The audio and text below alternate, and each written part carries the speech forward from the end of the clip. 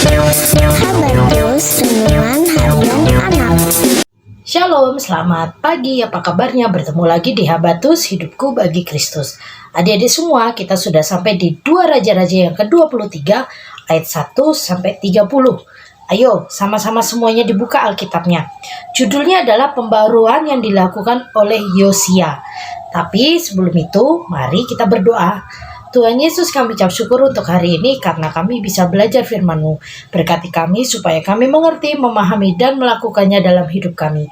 Dan hanya di dalam nama Yesus kami percaya berdoa. Haleluya. Amin. Adik-adik semua, tadi Ibu Yohana sudah bilang bahwa hari ini kita belajar di 2 Raja-Raja 23 ayat 1 sampai 30. Memang panjang, tapi intinya ada di ayat yang ke-25. Sebelum dia tidak ada raja seperti dia yang berbalik kepada Tuhan dengan segenap hatinya, dengan segenap jiwanya, dan dengan segenap kekuatannya, sesuai dengan segala Taurat Musa, dan sesudah dia tidak ada bangkit lagi yang seperti dia.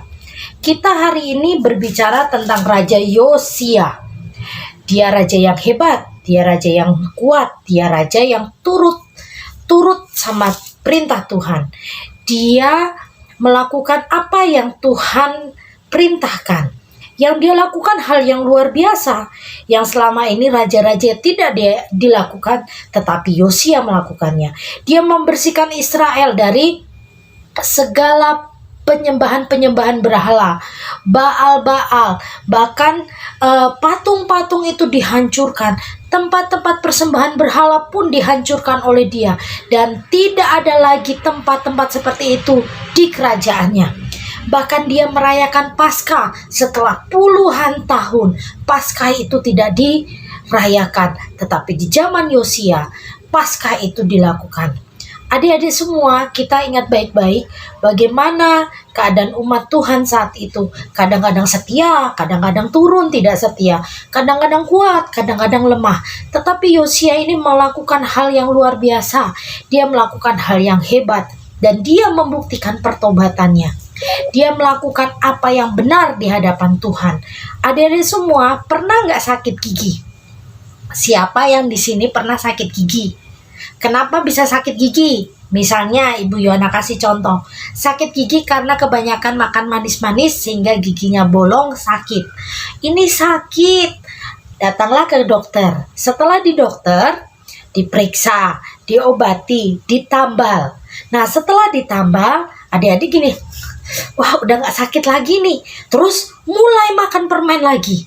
Kira-kira yang sudah diperbaiki oleh dokter gigi itu bakalan rusak apa enggak? Bakalan sakit apa enggak?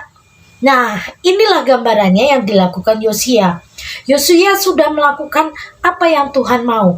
Dia sudah bertobat. Dia sudah melakukan apa yang benar di hadapan Tuhan. Dan dia tidak mau lagi orang Israel melakukan hal yang jahat di mata Tuhan. Akhirnya dia melakukan tindakan yang tegas untuk menghapuskan semua berhala-berhala yang ada di negerinya. Sehingga tidak ada satu orang pun yang menyembah kepada Baal, tapi mereka menyembah pada Tuhan. Supaya apa? Supaya mereka tidak mengingat lagi akan Baal. Jadi dihapuskan semua. Seperti yang tadi adik-adik dengar apa yang Ibu Yohana gambarkan. Kalau adik-adik mulai sakit gigi, terus diobatin, sudah sembuh, makan permen lagi, kira-kira sakit lagi nggak? Sakit lagi kan? Jadi permasalahannya itu harusnya cepat-cepat disingkirkan. Dan itulah pemikiran Yosia.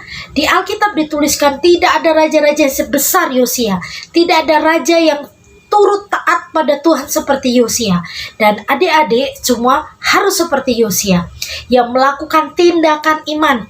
Bukan hanya beriman, tapi ada tindakannya. Seperti yang tadi adik-adik dengar, bagaimana Bu Yohana memberi gambaran. Kalau sudah pernah sakit gigi gara-gara permen, mulai bertekad, aku tidak mau makan permen lagi, supaya gigiku tidak sakit.